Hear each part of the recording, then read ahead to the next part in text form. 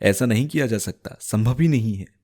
सभी मनुष्य धार्मिक बनाए जाएं, संभव नहीं है। हालांकि इतने सारे धर्म हैं, उस धर्म के बीच मतभेद दंगा पैदा करने वाली बात होगी, गलतफहमी पैदा करने की बात होगी।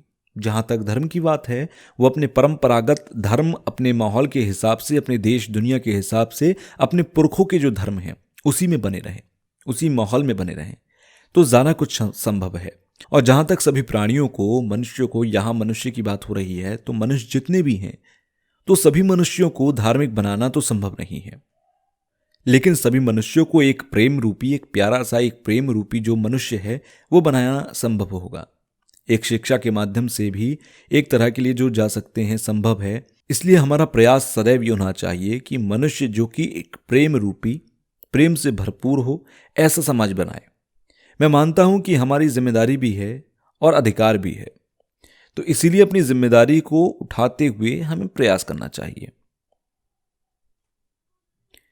इसलिए मनुष्य में कोई भी हो, तो जब तक मन में दूसरों के प्रति कल्याण करने की भावना ना हो, दूसरों को फायदा पहुंचाने के लिए प्रेम से सोचना बड़ी दिक्कत है। हम अपने तजुर्बे से समझ सकते हैं कि मनुष्य, कोई भी मनुष्य, जब मन में कोई करुणा या मैत्री की भावना ना हो, अनुभव ना हो, तो केवल खुदगर्ज बन जाता है, एक स्वार्थी व्यक्ति बन जाता है। तो उस खुदगर्ज की वजह से हमेशा मन ही मन में अपने बारे में ही सोचते रहना, भले ही उस व्यक्ति के पास शिक्षा प्राप्त हो, धन दौलत हो, लेकिन फिर भी मन में करुणा या मैत्री ना हो की वजह से, एक खुदगर्ज व्यक्ति बनने की वजह से तू शिक्षा प्राप्त की है, उससे लाभ नहीं है। धन प्राप्त हो, उससे कल्याण नहीं हो रहा। ये चीज़ तो हम केवल अपने देश में, यहाँ जैसे कि भारतवर्ष में भी देख सकते हैं कि मनुष्य के पैसे कि अमीर और गरीब के बीच की बात हो, या फिर कोई अपनी अमीरी या अपने धन दौलत के एक शेखी मारते हुए, या फिर किसी को नीचे दिखाना, इस तरह के जो भेदभाव हैं, इन सबको करने की वजह से हो रहा है। देश में कानून है और समाज में एक लोकतांत्रिक व्यवस्था है, जो मुल्क के देश हैं, लेकिन इसके बावजूद भी इस तरह की कठिनाइयां जो उत्पन्न होती हैं, किन कारणों से हो रही हैं? केवल खुदगर्ज बनने की वजह से, अपने बारे में सोचने की वजह से। यहाँ तक कि जो धार्मिक लोग थे, धार्मिक समाज में भी देखा जा सकता है, केवल पूजा पाठ तक ही सीमित रहना, या कोई पाठ करना, या कोई प्रार्थना करना और पूजा करना, यहीं तक अगर सीमित रह जाए तो फिर बड़ी दिक्कत है। इसलिए जो कठिनाइयां हैं, इसको समझते हुए कि करुणा और मैत्री की ओर प्रयास होना चाहिए। ऐसा प्रयास करें तो इसीलिए हम मनुष्य जो हैं, बचपन से ही माँ बाप के प्रेम से ही जीवन यापन की शुरुआत करते हैं। इसलिए हमारा शरीर जो है, जीवन जो है, उसी से एक तरह के प्रेम से ही शुरुआत होती है। और अगर बारीकी से देखा जाए तो मनुष्य में एक कुदरती बल प्राप्त है, बिना बनाए एक कुदरती एक स्वभाव से ही करुणा और मैत्री का संस्कार है। मनुष्य में करुणा और मैत्री के संस्कार के लिए, समझने के लिए कोई नए तरीके से सोचना या नई चीज़ अपनाना ज़रूरी नहीं है।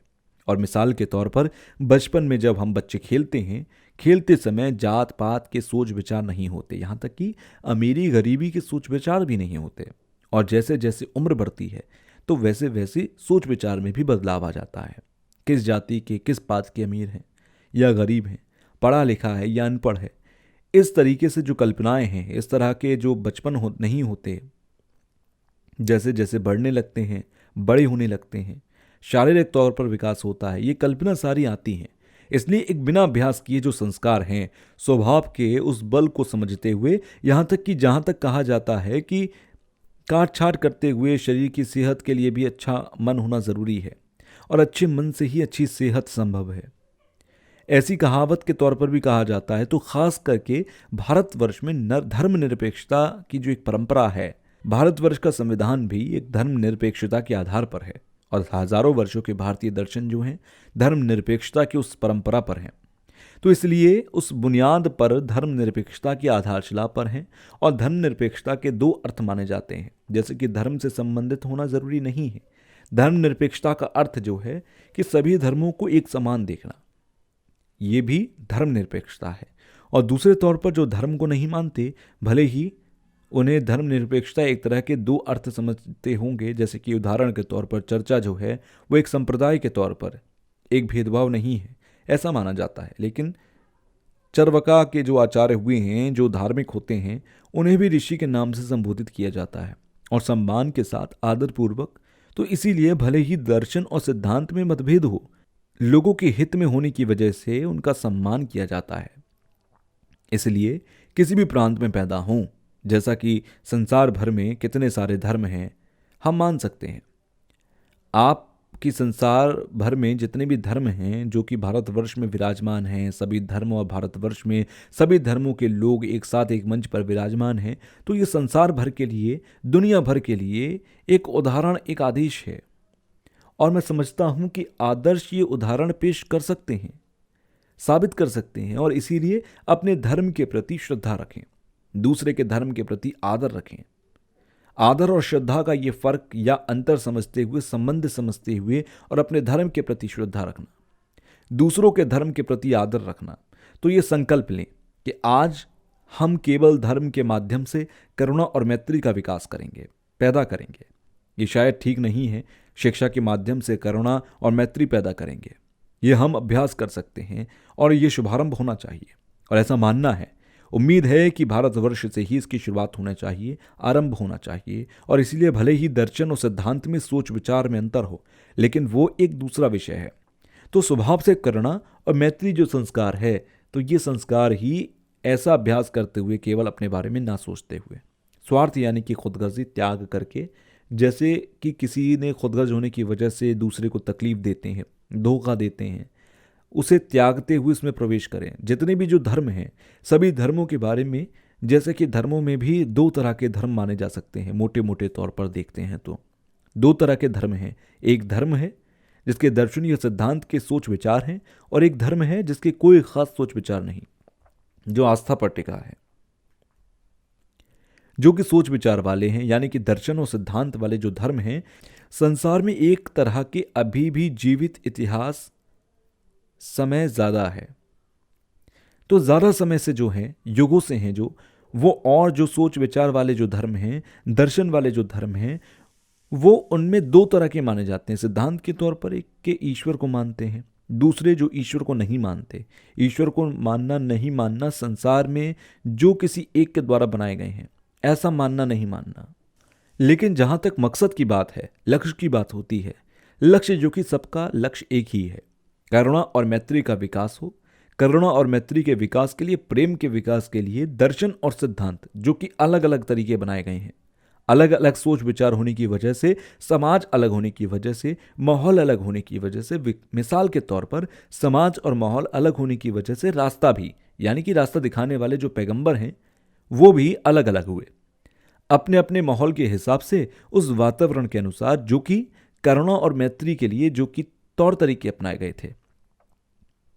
जैसे कि मिसाल के तौर पर गौतम बुद्ध, भगवान बुद्ध के प्रवचन में, शासन में भी देख सकते हैं, धर्म में भी देख सकते हैं। महायान जैसे कि अंतर रखना, आदि सोच विचार में छोटा या बड़ा रखना, अंतर होने की वजह से सोच सकना या नहीं सोच पाना, इस वजह से जो सिद्धांती तौर पर, जैसे कि 5 सिद्धांत या 4 सिद्धांत आदि, जो कि इस तरह से रखा गया। और भगवान बुद्ध के वचन में भी जो, जैसे शारीरिक तौर पर आंख, नाक आदि 5 जो किस्में हैं, तो ये 5 किस्में, ऐसा कहा गया कि ये जो 5 जिस्म जो कि एक तरह के मनुष्य के हैं, वो किस्म भी एक तरह के इंसान है,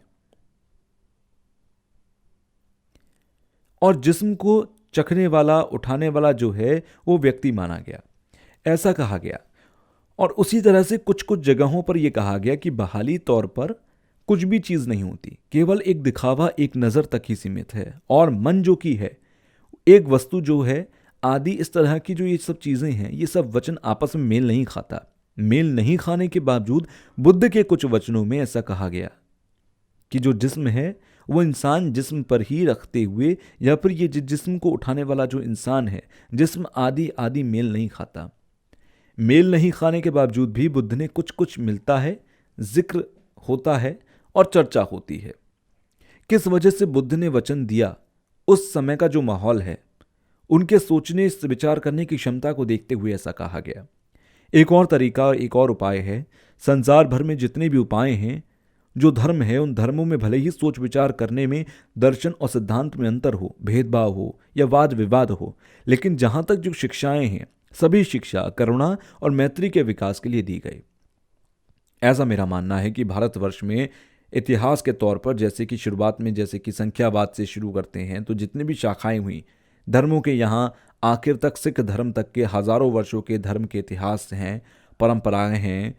उनके बावजूद अब जो ये सभी धर्म हैं, संख्यावाद आदि से लेकर सिख धर्म तक के सभी धर्म, एक तरह से जन्मभूमि सबकी भारत ही है। और बाहर के देशों में जो भी धर्म हैं, ईसाई धर्म है, इस्लाम है, तो ये सभी जो बाहर से आए धर्म हैं, वो सभी धर्म भी भारतवर्ष में सैकड़ों वर्षों, हजारों वर्षों से हैं, जो कि भारतवर्ष में ये सभी धर्म विराजमान हैं। तो कहने का अर्थ ये है कि प्रमुख बात जो है, प्रमुख धर्म जो कि पूरे संसार भर में जितने भी जो धर्म हैं, प्रमुख धर्म जो हैं भारतवर्ष में जो विराजमान हैं, तो ये बहुत ही बड़े उदाहरण हैं। तो ये उदाहरण जो कि कुछ समय के लिए नहीं, सदा के लिए विराजमान है।